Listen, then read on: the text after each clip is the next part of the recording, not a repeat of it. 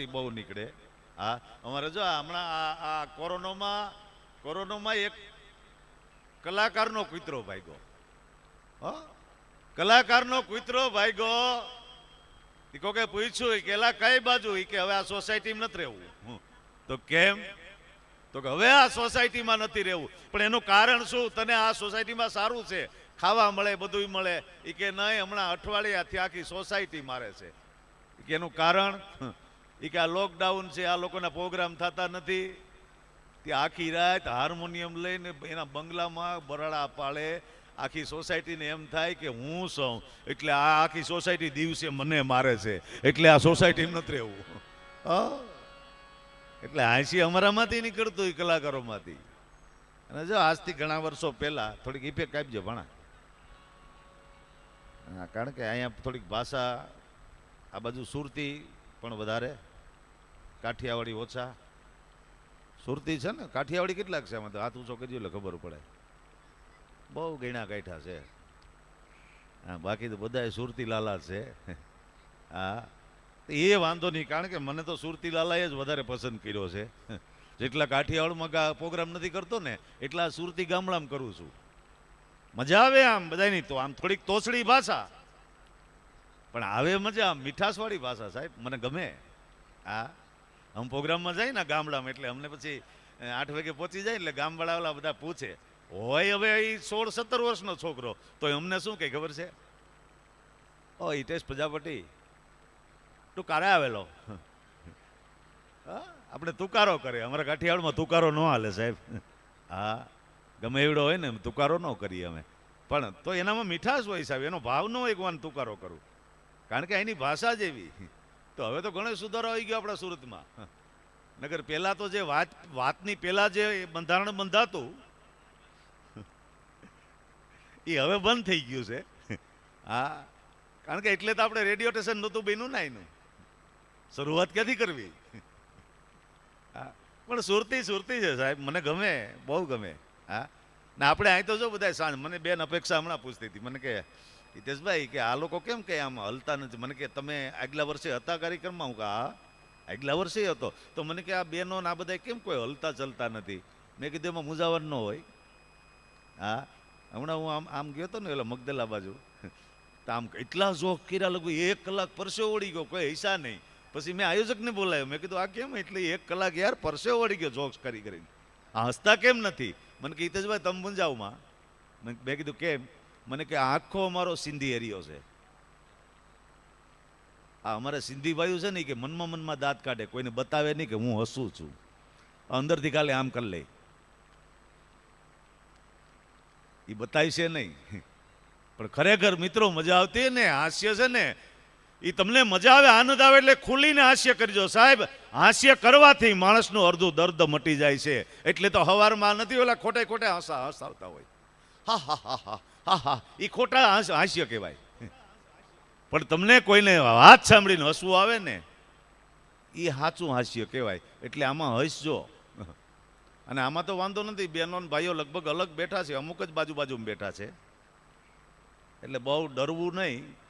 બાજુમાં ધર્મપત્ની હોય તો મોજથી હસી લેવું. હા, નકર અમુક પત્ની બાજુમાં બેઠા ને પુરુષને મજા આવે ને આમ હસે ને, તો એની પત્ની આમ કોણી મારે, શું ઠીઠી ખીખી કાલો છો,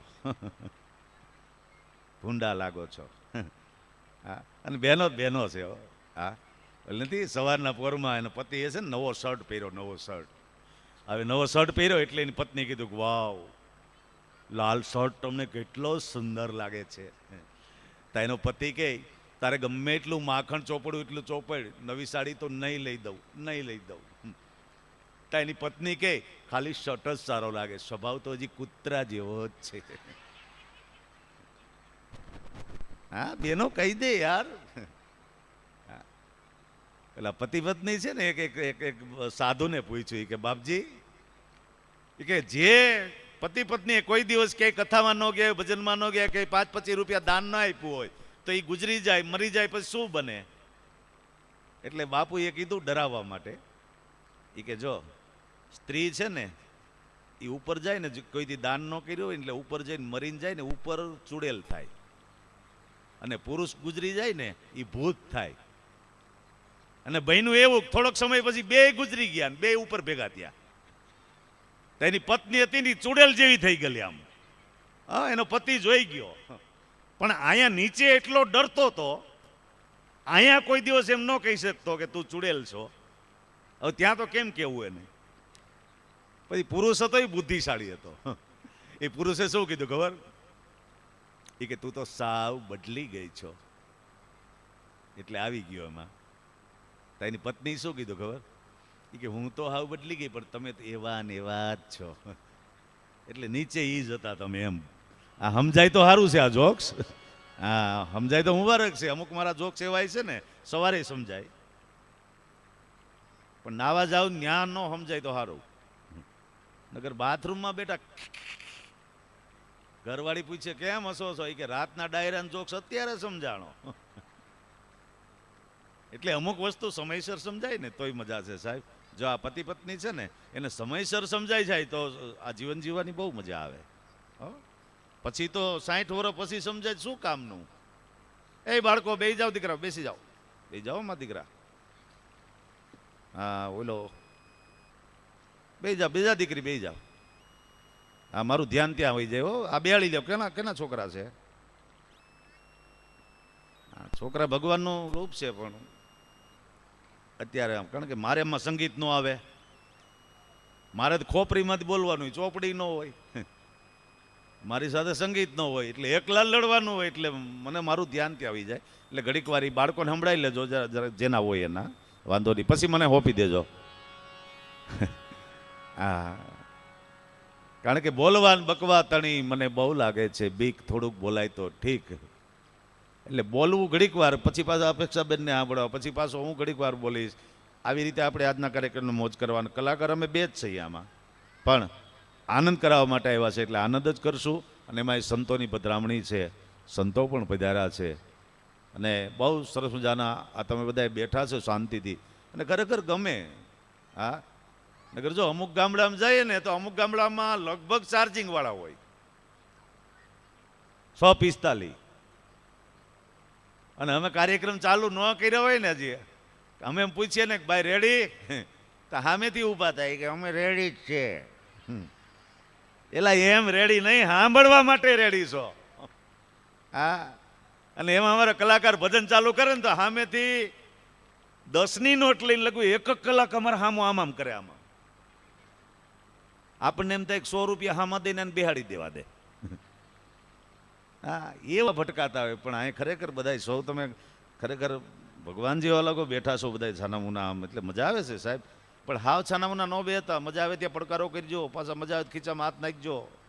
હા, કંઈક ઉડાડજો ભગવાને આપ્યું હોય તો. આ બીજે ઉડાડી નાખવા પિક્ચરોમાં આમ છે, ખોટું સમજાવે છે. 3 કલાકના પિક્ચરમાં તમને હાવ ખોટું સમજાવે ને આ 500 રૂપિયાની ટિકિટ દઈને આપણે ખોટું સમજીને ઘેરે આવીએ છીએ. નહીં તો સાહેબ તમારી મારી સંસ્કૃતિ જળવાય છે, અને ભગવાનના ઈશ્વરના દરબારમાં બેઠા છે, અને કદાચ ને આમાં 500 રૂપિયા વપરાઈ જાય ને તો આ ઠેકાણે છે મારા બાપ. હા, અને એમાંય ગાયનું નામ પડ્યું સાહેબ. આ તો ગૌશાળામાં જાય આ પૈસા તો. હા, અને ગાય માટે તો એક કવિએ એવી કવિતા ઘણા સમય પછી આજ મને યાદ આવી છે કે અમારા એક જુનાગઢના કવિએ કવિતા લખેલી છે. બહુ સરસ મજાના શબ્દો છે કે ગાય ખરેખર પેલી માતા હોય ને આપણા જીવનની અંદર, તો સાહેબ પેલા આપણી જન્મ દેનારી માં છે. અને આ દુનિયામાં આવ્યા પછી બીજી આપણી તમારી મારી માં હોય ને તો આ ભારત માં છે. અને ત્રીજી માં તમારી મારી હોય ને તો માં ગાયત્રી છે. આ જે ગાયત્રી, જેમનામાં 33 કરોડ દેવતા હોય, અને એનાથી આગળ તમને જાણ ન હોય તો કહી દઉં સાહેબ કે કોઈ પણ પશુની અંદર કોઈ એવો પશુ નથી કોઈ આ દુનિયામાં ધરતી ઉપર કે એ પશુને સૂર્ય નાળી હોય. આ એક જ ગાય એવી છે કે જેનામાં સૂર્ય નાળી છે. એટલા માટે એમાં 33 કરોડ દેવતા છે. અને ખાલી એનું ગોબર લઈ અને સાહેબ તમારા શરીરે છોપડી દો ને તોય તમે છે ને પવિત્ર થઈ જાઓ સાહેબ. એટલી ગાયત્રી પવિત્ર છે, અને એ ગાયત્રીના ફંડમાં પૈસા જતા હોય. કારણ કે હું બેઠો છે, 2 શબ્દ મારે કેવો જોઈએ, ન કહું તો નુગરો કહેવા. એટલે કવિ એમ કહી શકે ગાય જાતી હોય અને ગાય એમ કહેવાય કવિ નીકળો અને ગાય એમ કહેવાય કે કચરા પેટી પાસે સાહેબ ઓલા કાગળિયા ખાતી હોય અને એ ગાયની આંખમાંથી આમ દાળ દાળ દાળ આહુડા પડતા હોય ત્યારે કવિ એને સવાલ કરે કે હે માં તારી આંખમાં આહુ કેમ પડે છે? અને ત્યારે ગાયત્રી એને જવાબ આપતી, કવિરાજ આજ અમારે રોવું પડે છે એનું કારણ એ છે તો કે શું?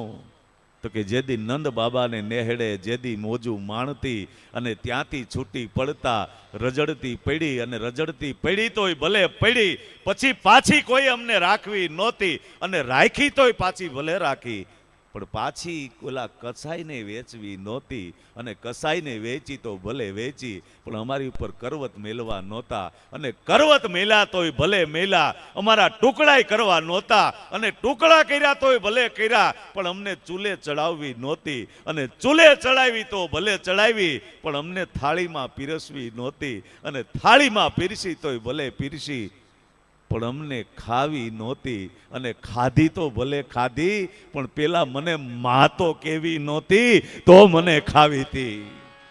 આ જે ગાય માતાના શબ્દો સાહેબ. અને એટલે તો ઠેર ઠેર સાહેબ આપણા આખા ગુજરાતમાં એટલી ગૌશાળા બને છે. શું કામ?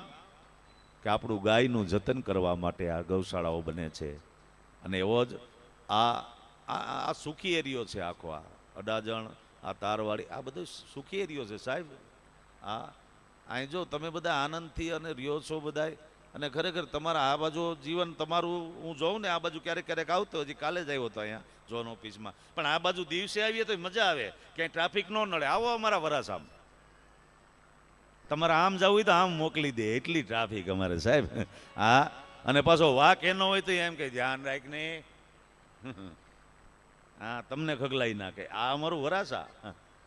પણ તમારે તો અહીંયા પાછા સાહેબ બુદ્ધિશાળી અને દીકરીઓ તમારે તો જો આ બાજુ બહુ ભણેલી અને હવે તો સુરત આખામાં ભણે છે દીકરીઓ.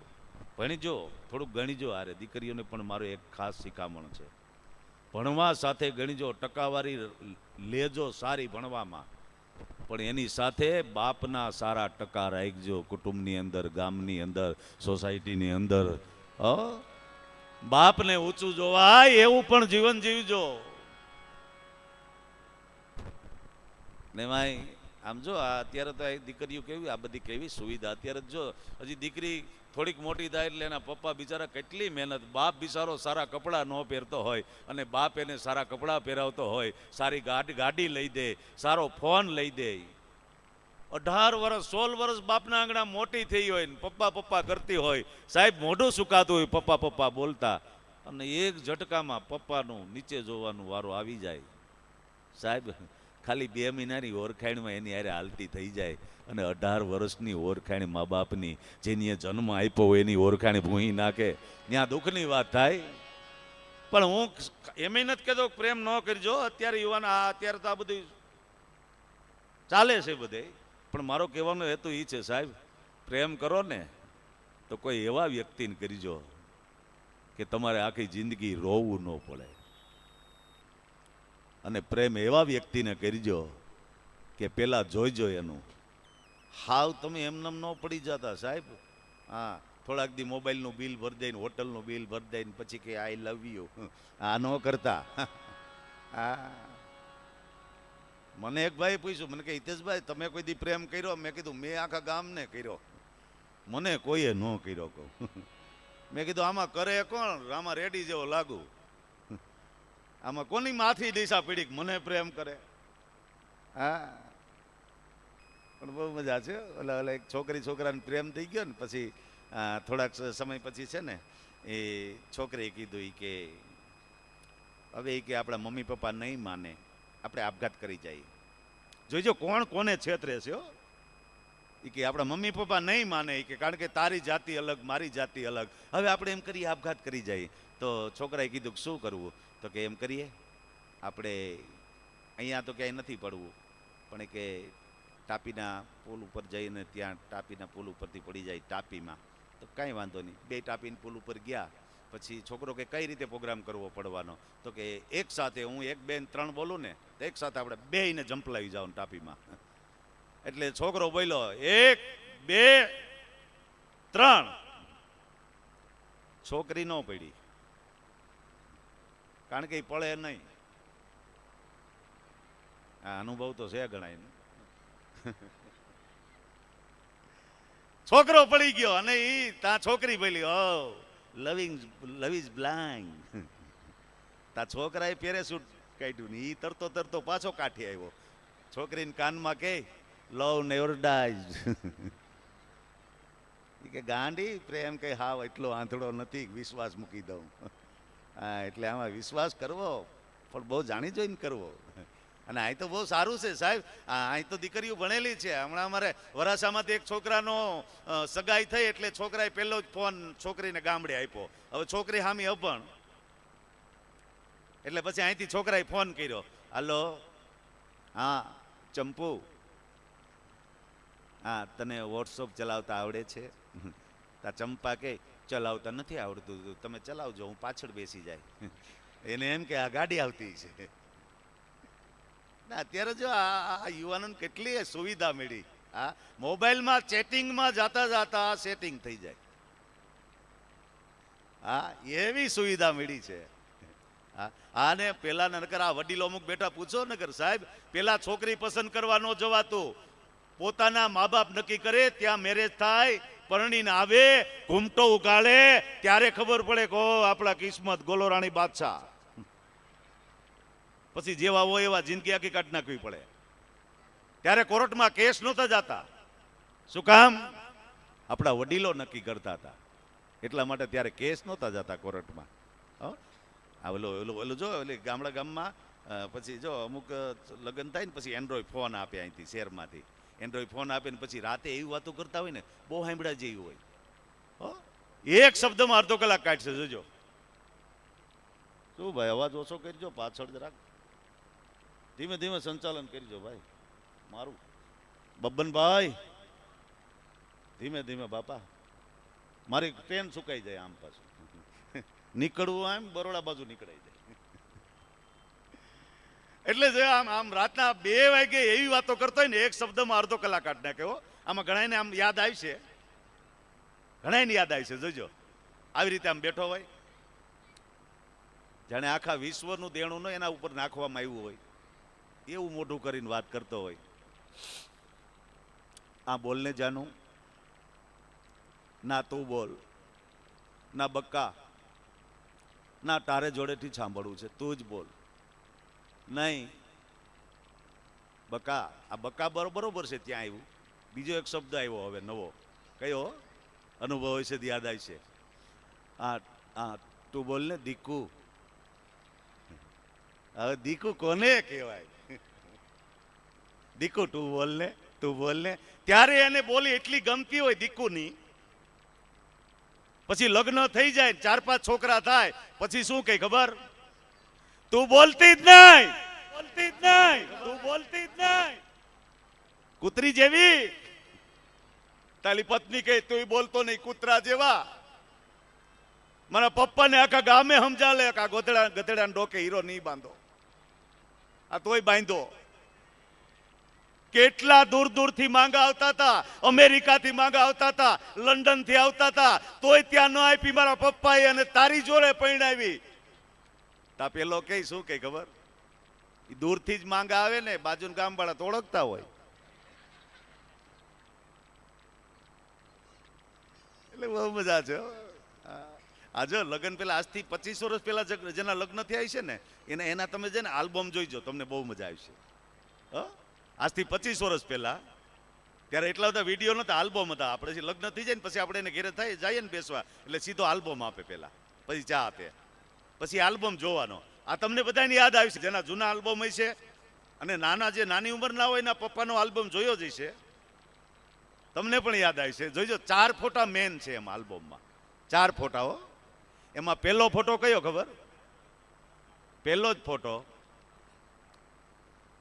સીધી આમ છોકરીનો હાથ છે, એમાં પાછો વરાજાનો હાથ છે અને આવી રીતે આમ હાથ છે. આ પહેલો ફોટો. આ ફોટો તમને જોવા મળ્યો છે. પછી બીજો ફોટો આમ બાજુ પુરુષી છે અને આમ કરીને આમ પત્ની આમ બેઠી છે. આ બીજો ફોટો. અને ત્રીજો ફોટો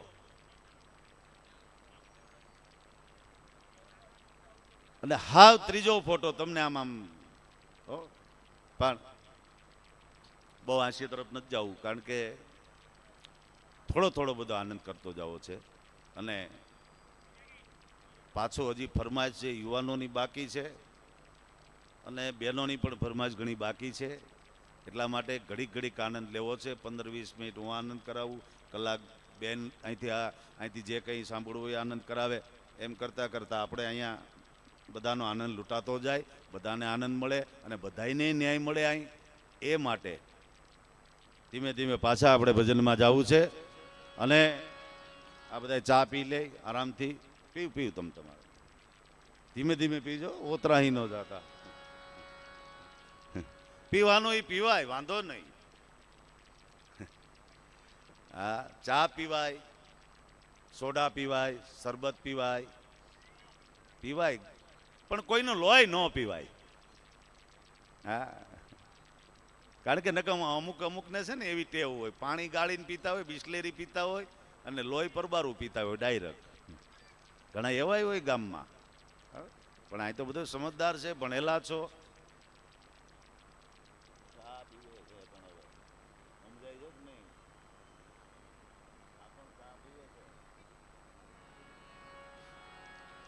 એટલે ફરી વાર ભજનમાં જાઉં. બેન અપેક્ષાબેન પંડ્યાને વિનંતી કરવી છે આવે અને બેઠા એટલા જોરદાર ફરી તાળીઓથી વધાવી લેજો.